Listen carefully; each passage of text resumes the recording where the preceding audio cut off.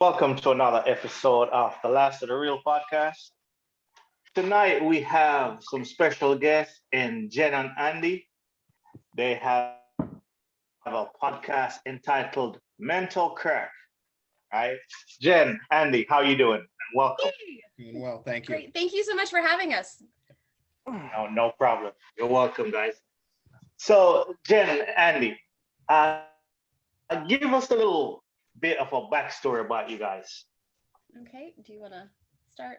You can start. Okay, well, first off, Andy and I have been together about 24 years. We've spent almost 20 of those married. I'm doing a podcast with my best friend.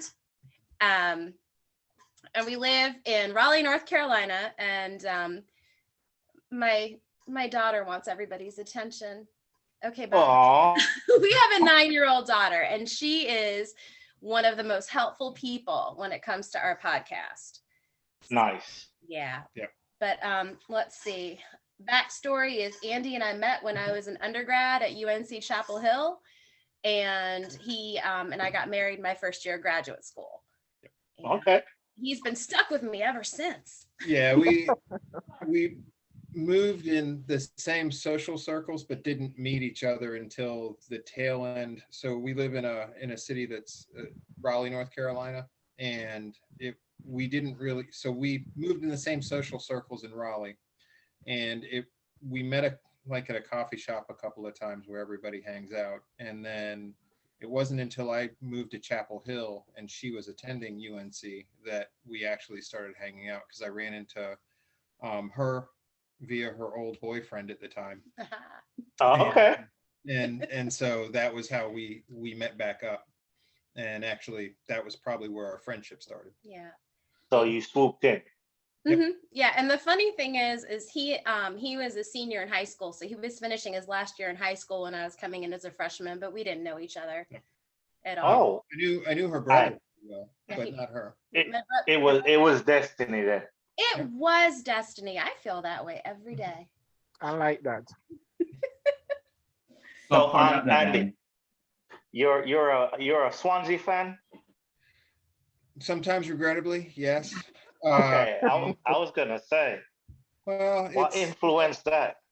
this year has been a little bit like watching the movie Das Boot, whenever they go down at the beginning, you hear the hull of the ship creaking and groaning. Yep. They're trying to see how deep they can go before starting to surface again. But yeah, I guess I've been following them. It's got to be 8 or 9 years now, and I haven't, when they dropped, I couldn't leave their side. It just wasn't the right thing to do. So I've been listening to their games and watching the betting sites, because actually usually on the betting sites you get scores faster than you can get them through other sites, because people to bet. So Right. I've been trailing those and looking at the spreads and things. And this year has been a little bit of a downer compared to last season. I was hoping we were going to come back up and resurface for a season. But obviously it didn't work out that way. They were really strong for 3/4 of the season. They were fighting with Brentford for most of the season, for that third and then second slot, and it just didn't pan out for them in the end. And then this year, obviously they've changed over some the manager and some other people, and so it's kind of a rebuilding season. It's a little bit like what's the show we've been watching? Tom 30 Rock? No. Yeah.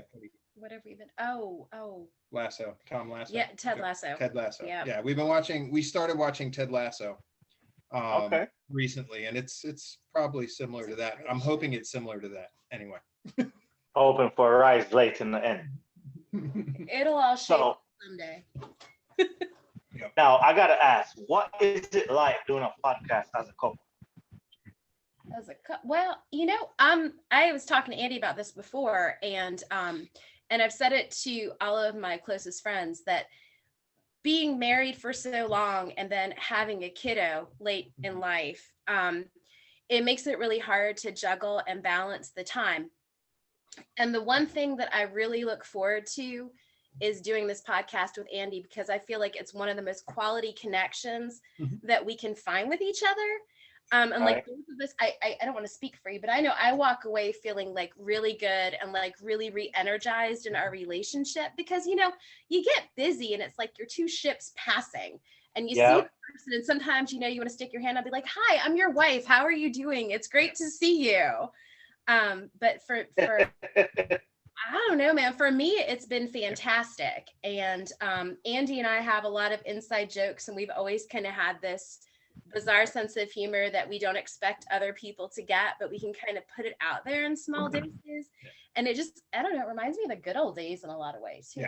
Yeah, and it's to piggyback what Jen said, it's somewhat like having date time with the 9-year-old. As you've seen, she's an only child, so she does like to hang out. And so this is a period of time whenever we're doing this where we can, you know, we can say, hey, we need at least some space while we're doing this, so that we're not derailing the podcast, even though we're pretty good at doing that on our own.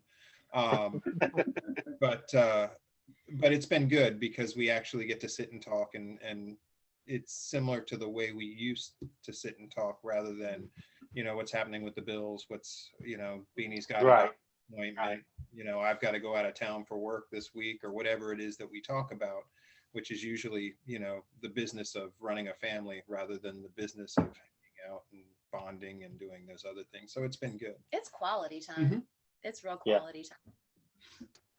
Yes, I like that. That is it's quality time, and I would agree with that. That for my friends here, during the week we don't often get to talk. So to get this moment to also just kick back, and as long as we have known each other, you're surprised the new things we learn and how we think of them, or our friends process them. So you're correct that this is quality time. Absolutely.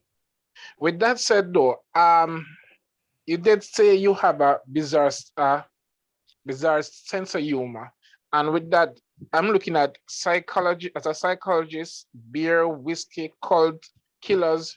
How did you combine all of that creative idea into this podcast? This is an excellent question, and I thank you for asking that.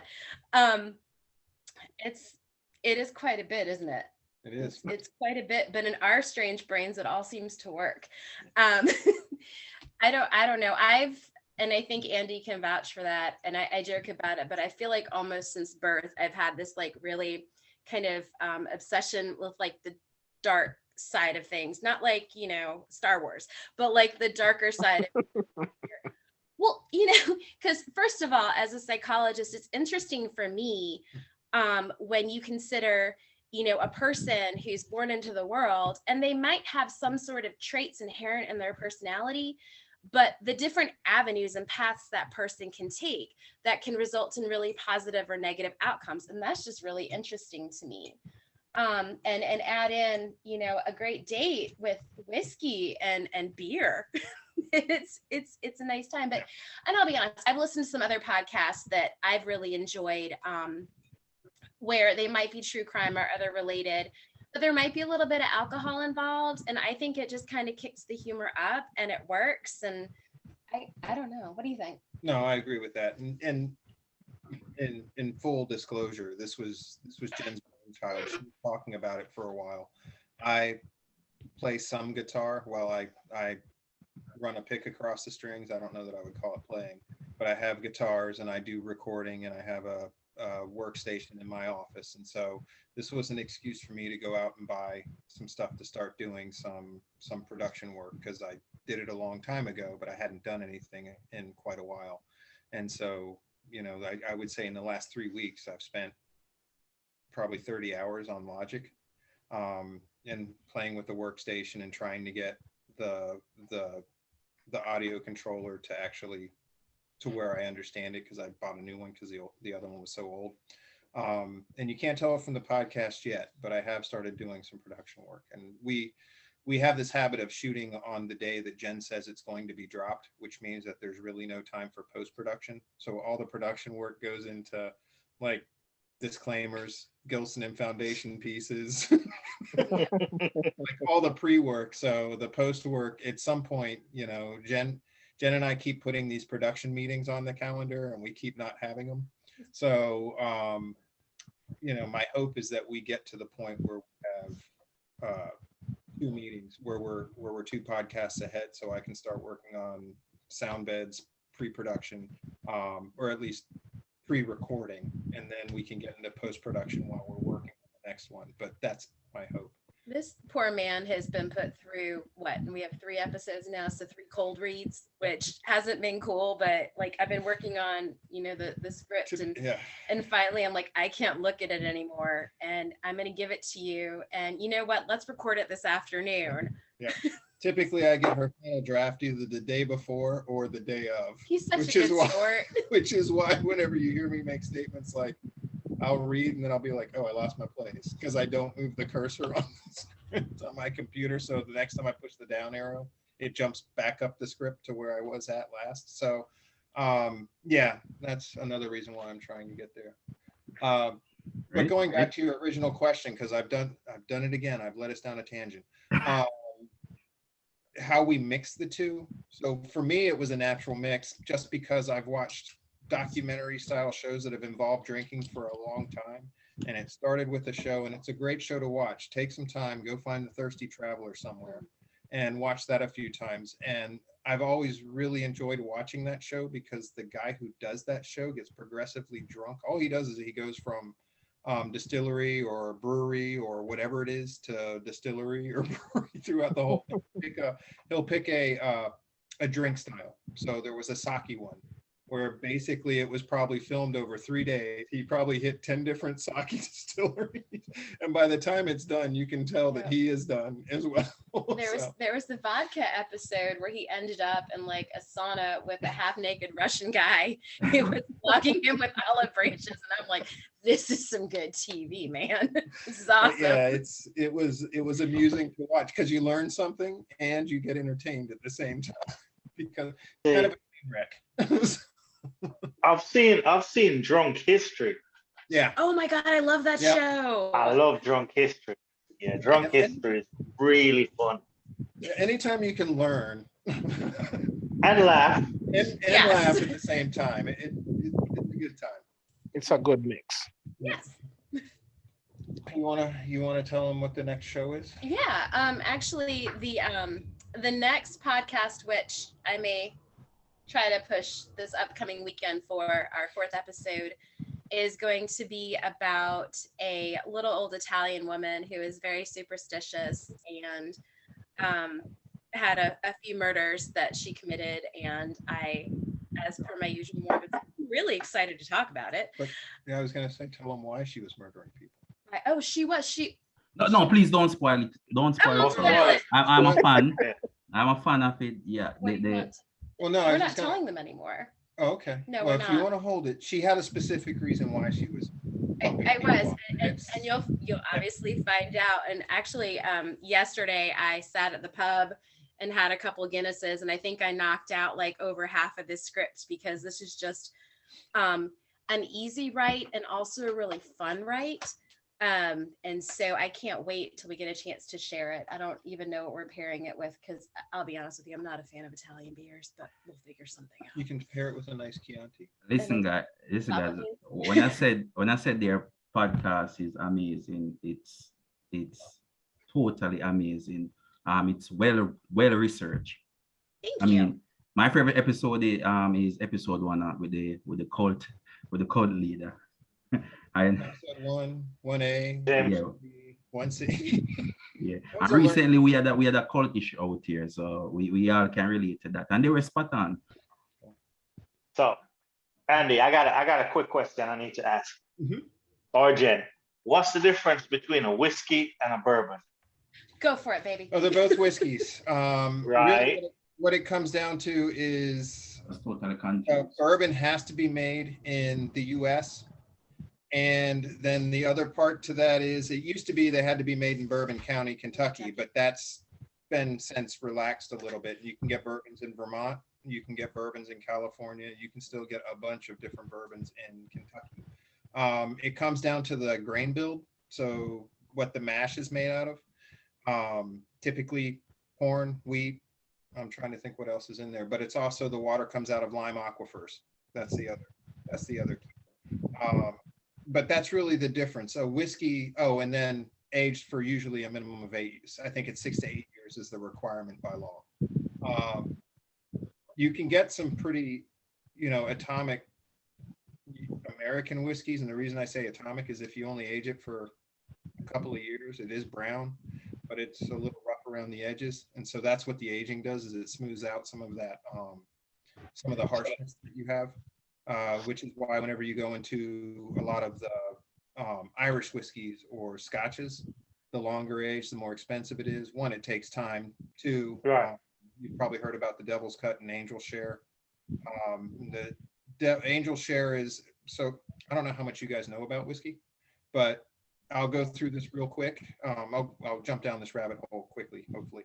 But what happens is as barrels age, they sit in a warehouse that's usually somewhat humidity or somewhat controlled temperature-wise and environmentally, but the barrels still swell and contract with the seasons.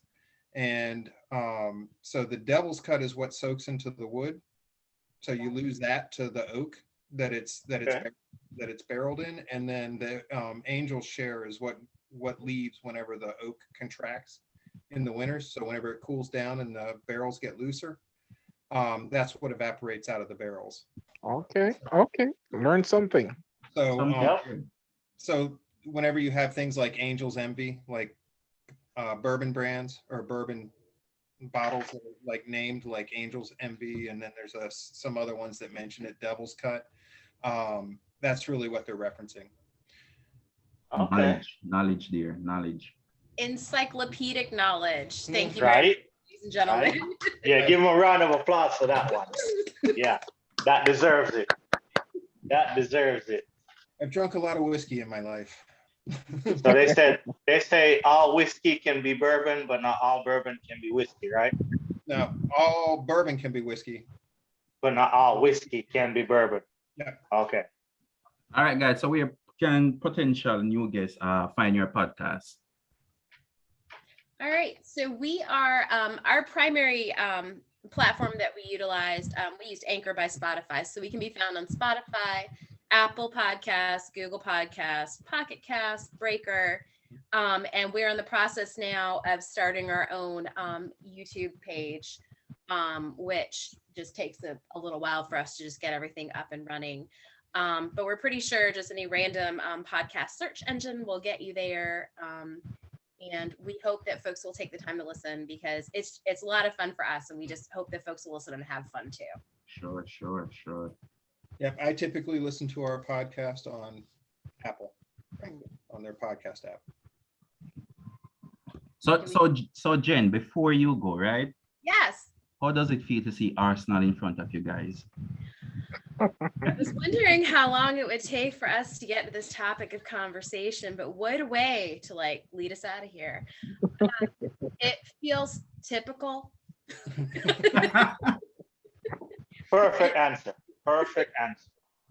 Now, the Gilson Foundation, my cousin is a Chelsea fan, so I deal with a lot of this kind of talk all throughout the season, because I mean the Spurs are great because there's a whole adjective and adverb, the word Spursy, like it can be utilized in work situations, in personal life situations, in relationships, and I think we should acknowledge the fact that they gave that to us, and we all know what it means.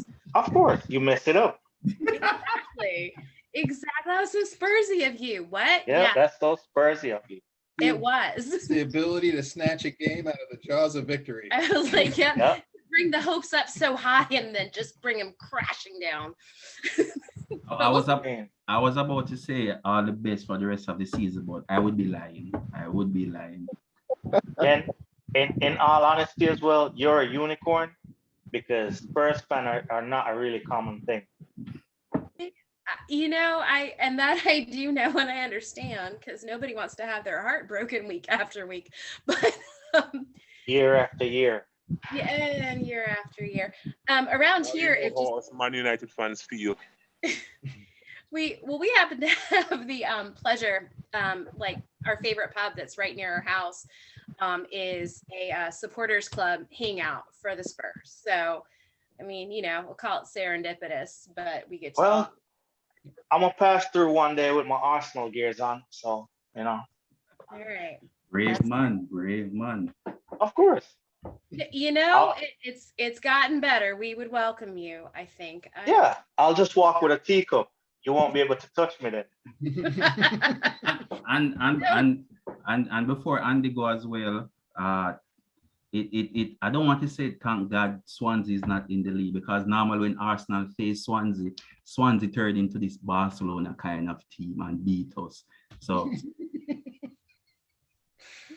especially that Michu guy. You remember him? What a season he had. Yeah. Yeah, we just about the time that we start getting things pulled together, that's whenever the EPL teams come and take our players, either back from loan or just take them outright. So it's heartbreaking. We're a good incubator. It's heartbreaking. That's why we get along. Hey, well. That's what I was gonna say. You can cry on each other's shoulders. We sure can, and it happens a lot, especially when it comes to football, man.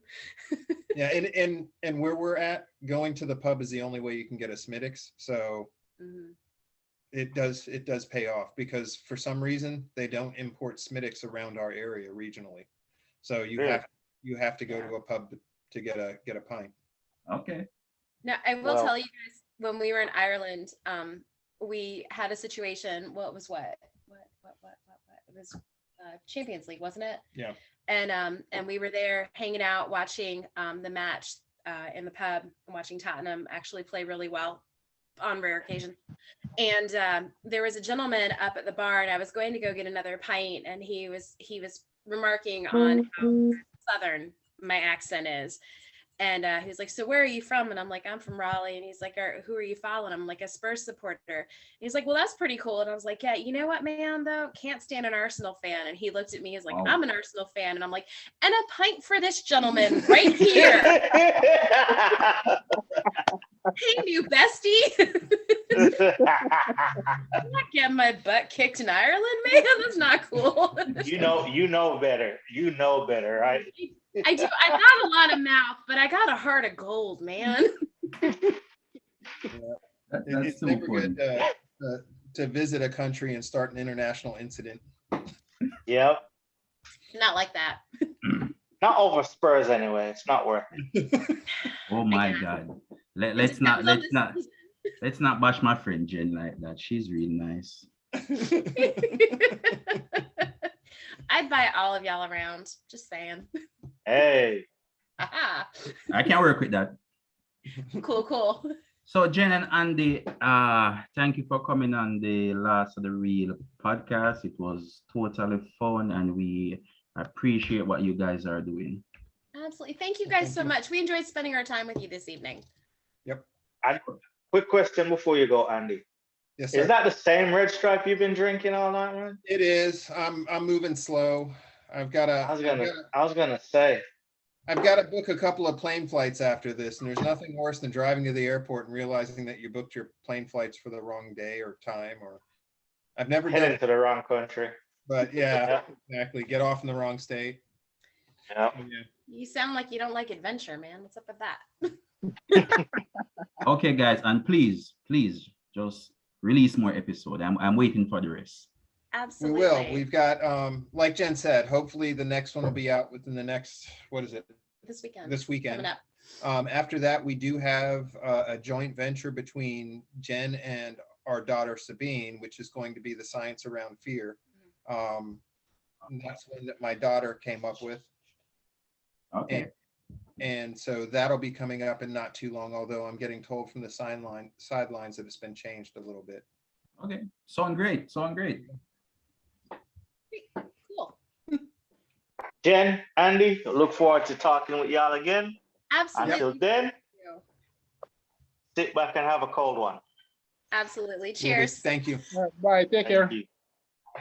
Guys, that was Jen and Andy, right, from Mental Craic. Amazing. Really good people. Really good podcast. Now, if you have, a need or urge to find out what makes some serial killers tick, their podcast will give you a definite insight into all of that. Or if you need to find out information about a cult leader, that's a place to go. Yeah, Mr. Smith. No, let's go on to move into some of our topics for the night, and these are some really, really heavy hitting topics. Indeed. It says 1 in 5 people in Jamaica experience paternity fraud. And it's been a call by some members of parliament to make DNA testing mandatory for newborn. How much of us are on this line? There's what, 5 of us? Or 4? So there's possibly possibly somebody is a jacket, right? Okay. Yeah. Probably me. That's a serious statement. And we have our first guest here, Brian. We have our first guest here, Chris. Chris, from how you doing? Australia. Hello, everyone. I'm good, thanks. How are you? How are you all? Doing good. Yeah, I know it's extremely late over there, right? All right. Early, I should say. It's in the afternoon, so I'm in the middle of work, meetings, Zoom, back to meetings. So it's funny. Time zones are funny. Wow. So, Chris, we're talking right now about the call to make DNA testing mandatory for newborns in Jamaica, because it said that 1 in 5 people, or males, not people, males, experience paternity fraud. Now, I want to ask, as a female, do you agree that paternity testing should be made mandatory? Not just in Jamaica, but, it could be something that the globe adopts eventually. If I have to see it from the perspective of the child's health, should be all right. Because when you have the DNA testing done, right, a lot of diseases that we were never aware of before in our childhood, these diseases are coming in. So from the child's perspective, of course, you want to know if your child is healthy, you want to treat that, right? For example, Down syndrome or anything, that obviously. For maternity or paternity testing, I think it will just cause more mayhem and more trouble in an already troubled world. And again, it's me, as a very layman, I think it's a 50-50, honestly. You think so? I mean, I can speak for myself. This is something that I honestly can get behind. Especially as a Jamaican male, I honestly can get behind this, because I will be honest and straightforward with this. I had a paternity test done on my daughter, because women are... Choose your word carefully now, sir. Yeah, exactly. That's why I'm just gonna say, and leave it right there. I'm just gonna leave it right there. I do not want any woman rights group out there come at us. Right, exactly. But it's better to know with certainty than to have doubt. I understand your point, Brian, but again, this is a very controversial test to be done, right? I know where you come from, but for example, you're mad. I'm not talking about you, like ABC is married. Yeah. He or she has a doubt, they get it done. The entire household will burn up just one test, right? And this is, you can either say that, I'm putting my doubt to rest, great, or you can either say that this is going to burn whatever I have with partner, whatever has happened, let's bury it and move forward with it. So there can be many schools of thought associated with this testing, but me, it's 50-50, because I come from a South Asian background, right? So back in our country, we do tests, like a lot of girls are killed because of these testing. When they get to know that there's a girl child in the womb, they get killed. So from that perspective, for me, these tests should basically only be done to ensure the child's health and safety. See, now I would, when I say the DNA test, I would wait until it's a newborn. Once the baby is born and healthy, then we do the DNA test. Because if someone's gonna use it for their own selfish means, then I cannot get behind it. Yeah, but Brian, how do you draw the line between selfish needs and non-selfish needs? Once the test is out for public usage, anyone and everyone can start using the test because there are blurred lines, right? These lines are very blurred. Like, do you want the government to have a strict mandate that, oh, you can use the test for 1, 2, 3, but not for 4, 5, 6? Unless the clear laws are laid out, people are going to be using these and rather exploiting these laws. And it's going to be amazing, as I said before, as I see it. Yeah, no, I see your point, but in the way I know in Jamaica how, you know, the DNA test is done to prove that, you know, this is your child is, you know, a simple swab. Mm-hmm. So yeah, you know, a simple swab. And let's put in the selfishness aside, you know, be it hard or not. You know, again, I will never support anyone that uses this to harm a child. But if it's strictly for the purpose of finding out if this is your child, I am down with it. I think Snipes has something to say. In regards to the paternity test, personally, for me, I'm for it. But for the nation itself, no, I'm against it. Main reason why is, as Chris said before, I think it causes more problem than solving it. Because for one, I think his name is Clark. That's a politician that came up with the legislation. And his reason for bringing it in is saying that it would help to reduce domestic violence. I don't understand that. But exactly, because at the end of the day, the whole essence of the whole domestic violence is a man find out that the child is not his, hence he get aggressive towards a female.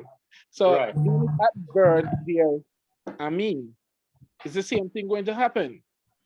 And I'm looking at it. He brought up a research that's currently being done in Jamaica.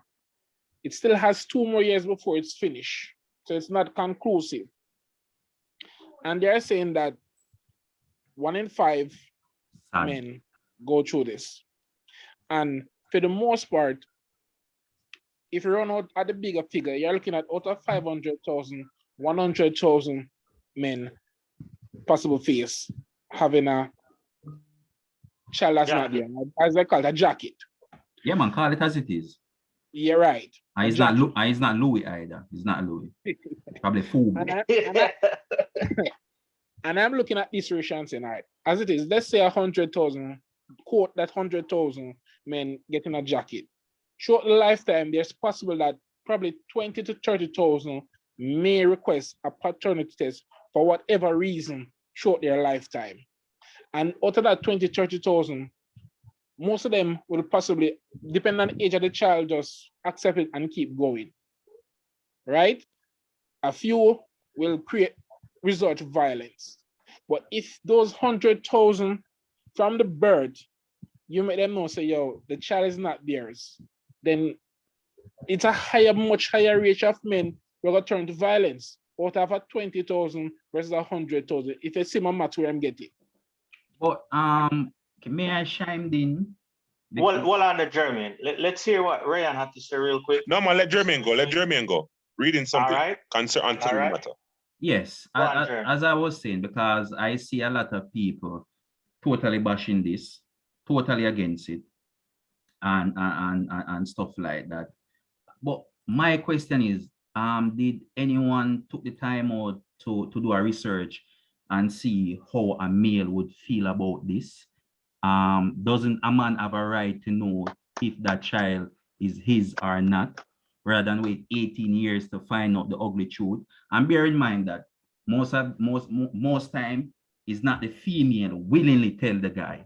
It's always through a blood test, through filing or something of that nature.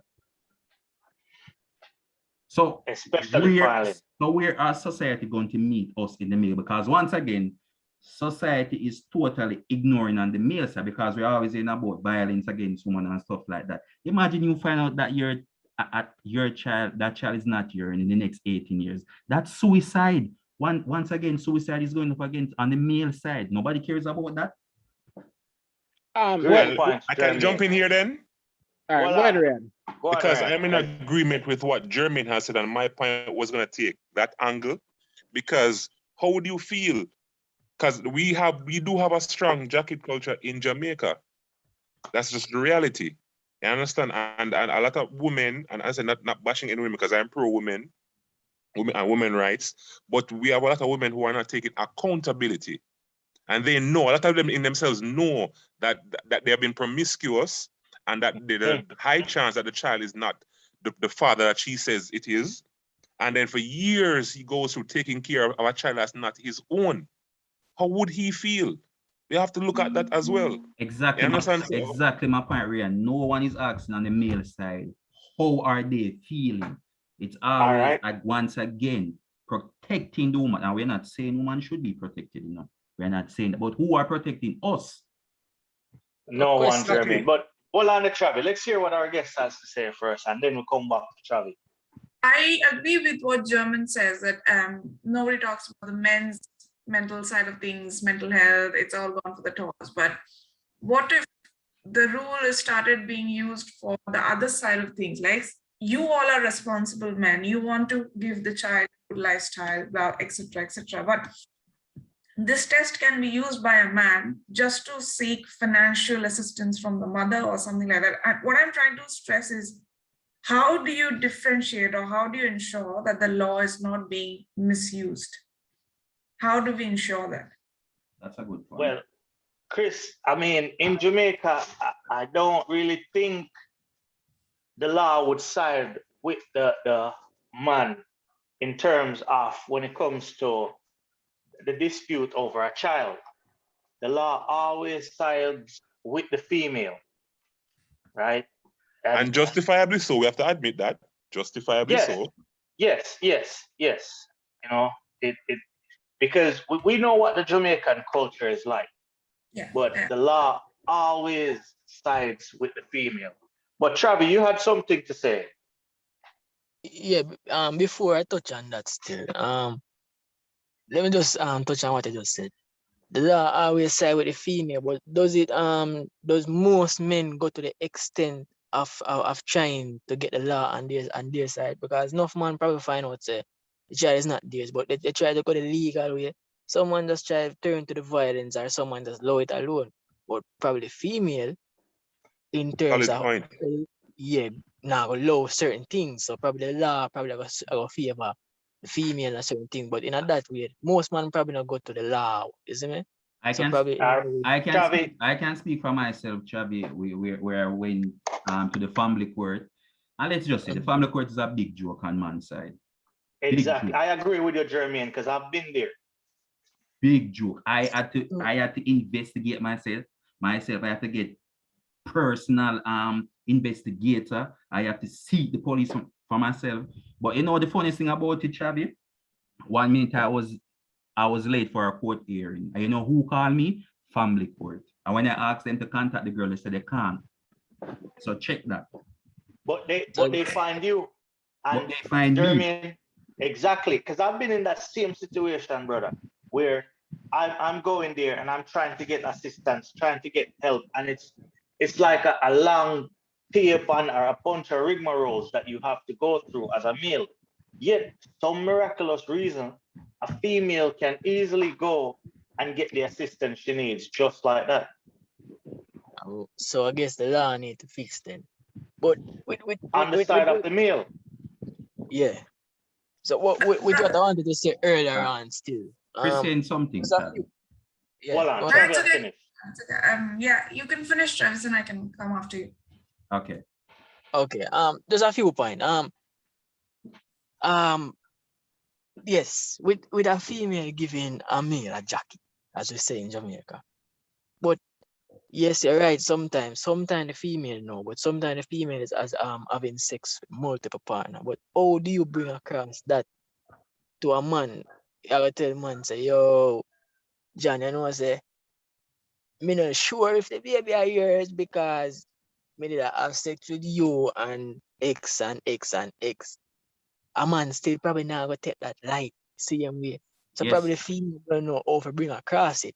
You Yes. understand? Yes, Travis, that's why the woman active Nadine Spence call it fool or according to her woman shaming.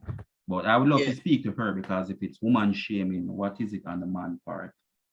Well, true. And the next Can thing you too- imagine? Oh, sorry. the next thing too, I just say, what? Well, I think I'm not trying to pick a side, but I think yes, every male do want to know if that baby is his. Understand? But then again, no. The question me want to ask, if a female there with John and the baby is not John baby, are they going to do more tests to find out whose baby it is?